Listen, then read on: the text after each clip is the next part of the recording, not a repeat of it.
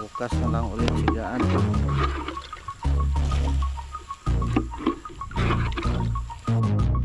Tama, sige gusto kayo. Hangin rin pa kayo. Balo niya na rin sa ato.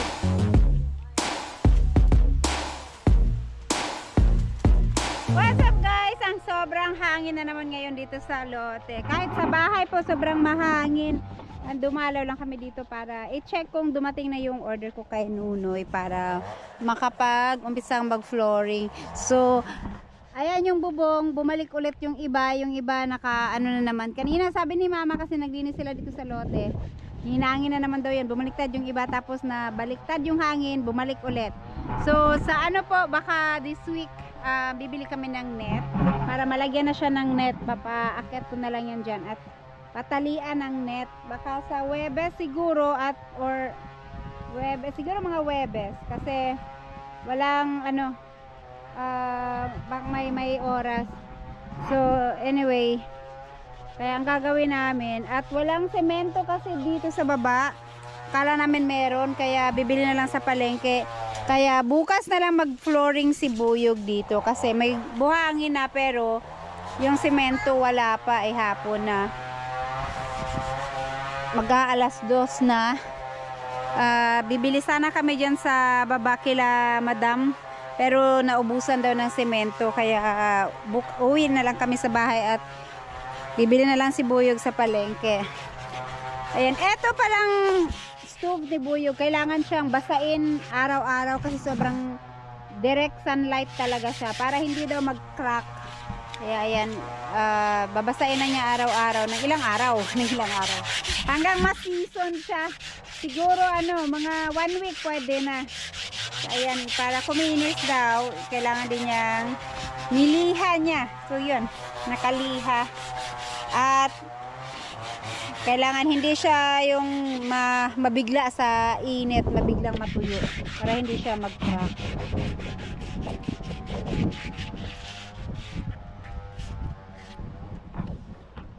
Ganyan pala pag gumawa ka ng ano. Kala ko ito. Ito kasi, ano siya no? Ito pag naglagay ka ng panggatong, yung apoy daw kasi dito, babalik. So, kailangan patungan. Pero dapat dito na lang sana yan, oh. Sa taas. Yung mga nakikita mong ano, for W's lang yun. Dito, pang gamit talaga.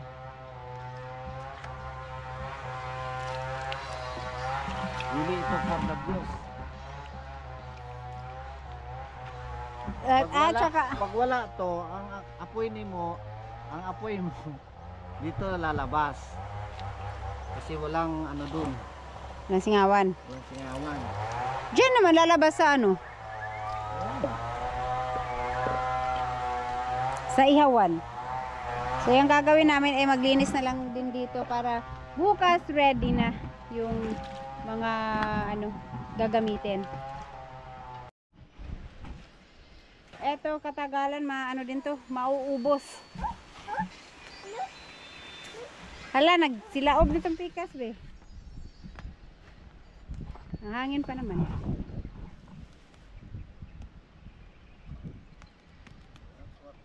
Kasayang man ang kahuya. Pero sagdan na lang, daghan naman kayo. Gabok? Pang sugnod ba?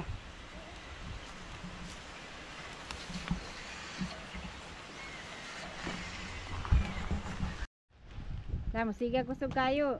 Hangin rin pa kayo. Balo niya na dali sa atop.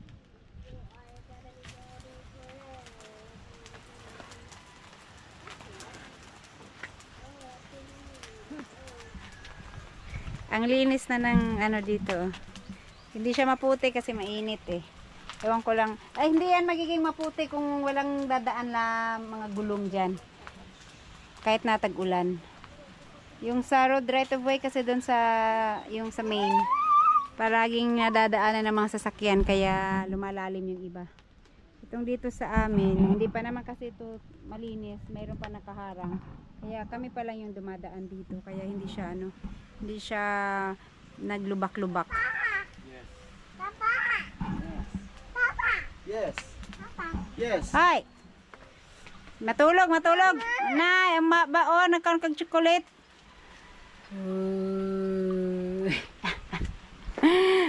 Answer, no, King. Asan yung, ayan, nabuhay na yung sili. Asan yung isa, yung bagong tanim? Namatay? Ay, ito pala. So, dito sana magsiga si Buyog banda, kaya lang may tanim kasi baka daw mamatay. So, hinakot na lang niya dun yung ibang mga malalaking kahoy. Kasi, ayan, nabuhay na yung sili. Saglit lang yan at ano na yan. Mga kamuting kahoy na yan. Itanong para ba daw na niya? Itapok yung lahat be. Awang ko. Basta sabi niya, ano daw. Kana ito, matanim pa na eh. Kanina yung may ugat. Dili na. Ha? Dili na? Hindi, bulagay ko doon. Para masigaan. Masilaban. Ay. Pero ito, baka gusto niyang itanim pa to. Lagay ko lang din sa gilid. Itong malalaki. Kasi mag-mower daw dito si Buyog banda para maalis yung mga umbok na damo.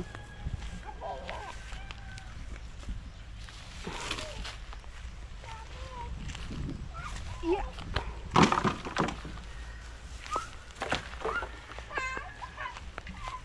Kat! Kat tapog ka King ha.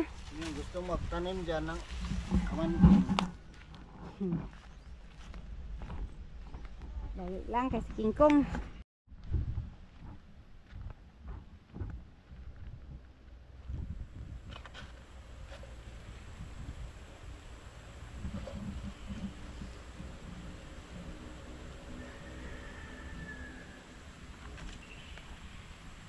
Kaya pala nauubos yung dahon ng kalamansi. Kumakain oh. My goodness. Ubos yung dahon oh.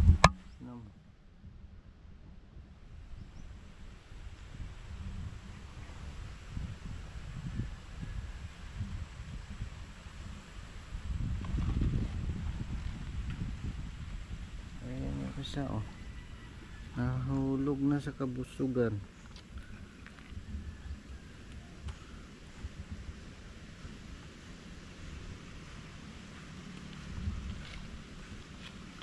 Ano to? Butterfly?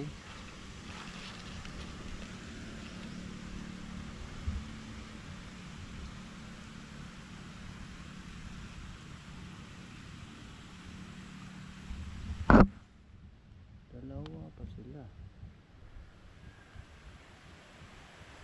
Ano naman dyan? Di.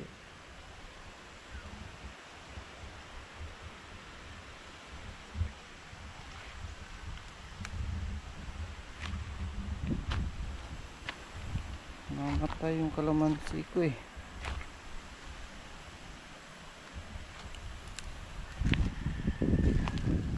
Dito baka mayroon din.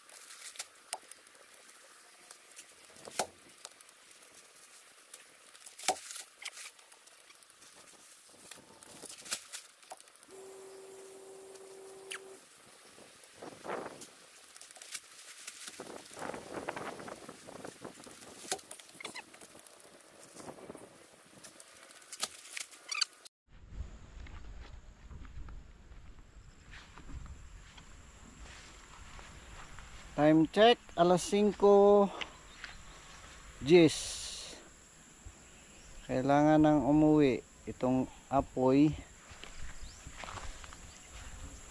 Hindi kailangan na itong apoy kailangan patayin. Kasi mahirap yung bubong, nipa lang. So buhusan muna natin ng tubig bago tayo uwi. Mahirap na.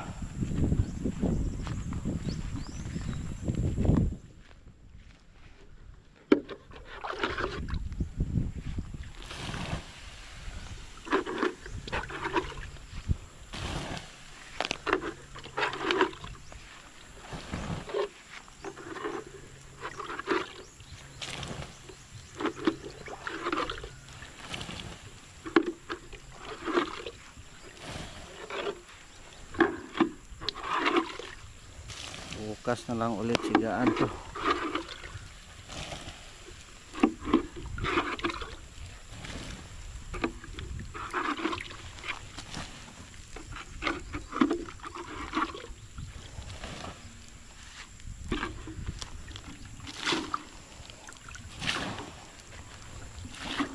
Pwedeng iwanan to na may apoy.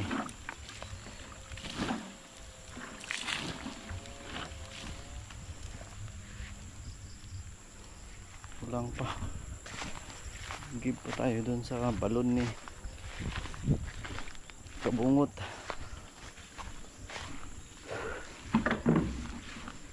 Alright. Ito yung tali.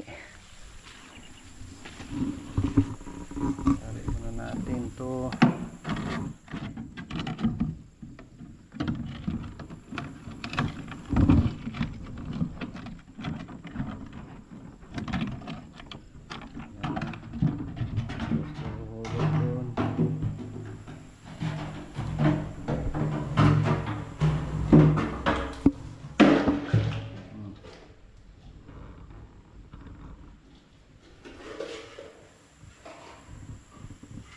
Uy, parang may tao dun oh.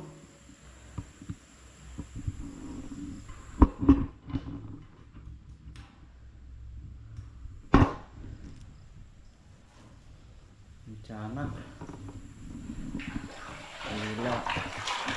Uy, may bigat na pala.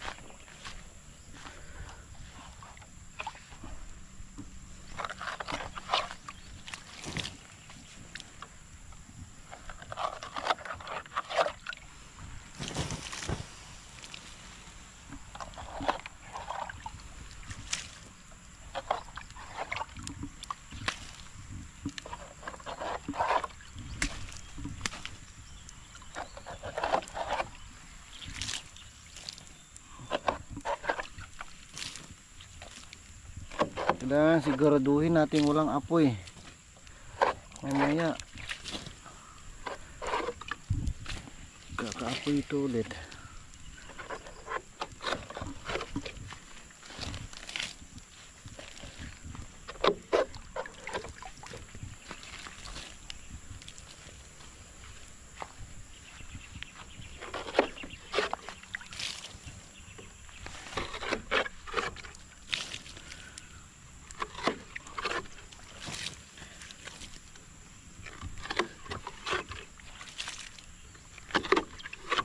buti na yung sigurado.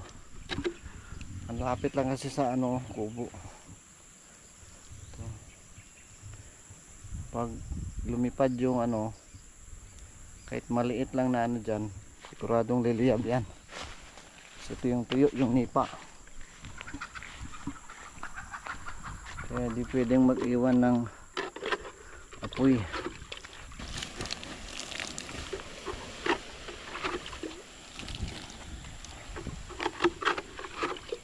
Tutuyo naman ulit bukas. May tao dito, sisigaan.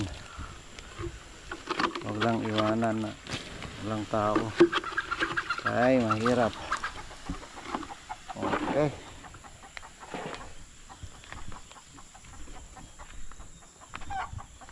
Ang manok yung parang Torn James, oh.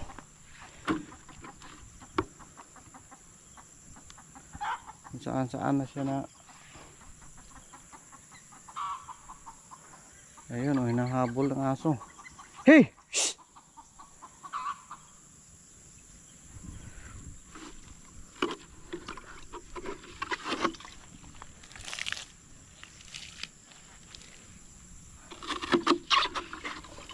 Usok pa dito. Pag may usok, may apoy. Yan. Itong isa, double check natin yung isa.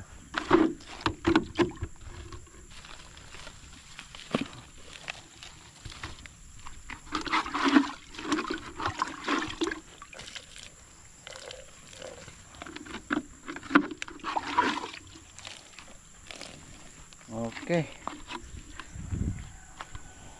let's go home.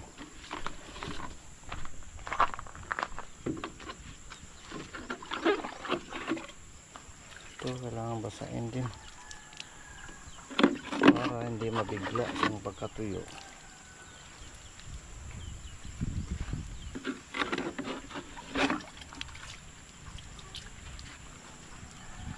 Alright.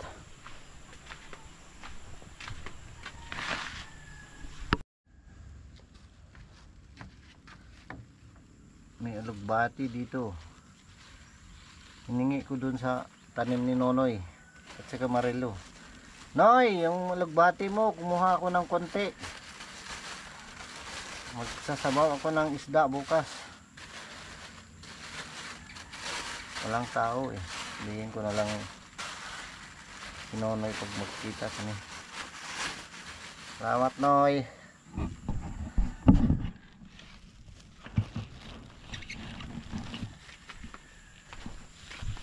Alright, uwian time na.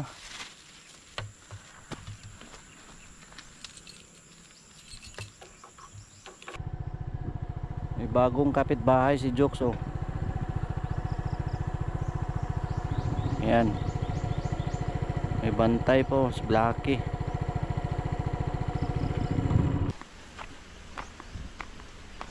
Ayan guys, madadagdagan na naman yung kapitbahay namin kasi itong katabing lupa ni Jokes ay magpapatayo na rin sila ng bahay. Ayan, ginagawa na nga kanina, may mga gumagawa dyan kanina.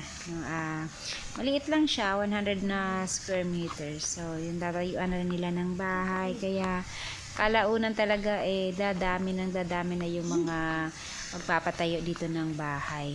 At least maganda rin kasi para mapasukan na ng poste ng kuryente para makakapagpakabit na ng kuryente ang mga kabahayang nakapagpatayo na dito. So ayan guys, nakapag-layout na sila at mabilis lang siguro din to kasi 100 square meter lang naman siya. Hindi siya ganun kalaki na na area, kaya maliit lang din yung ipapatayo nilang bahay. Ayan, pag nauwi si Jokes dito, hindi na siya sobrang tahimik sa kanila kasi may katabing bahay na siya, katabi talaga sa bahay niya. Ang lalim ng nila, hukay, at saka maluwang yung poste.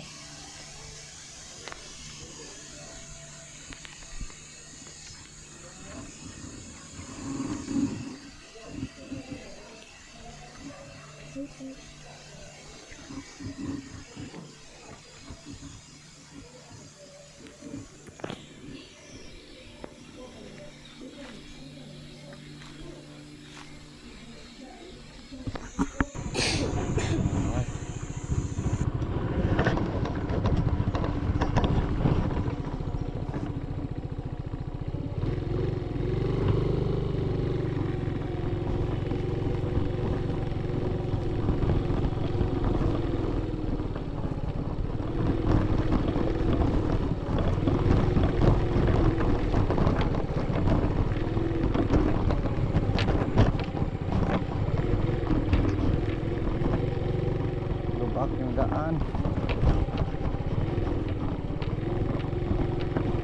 Ito hindi na maputik.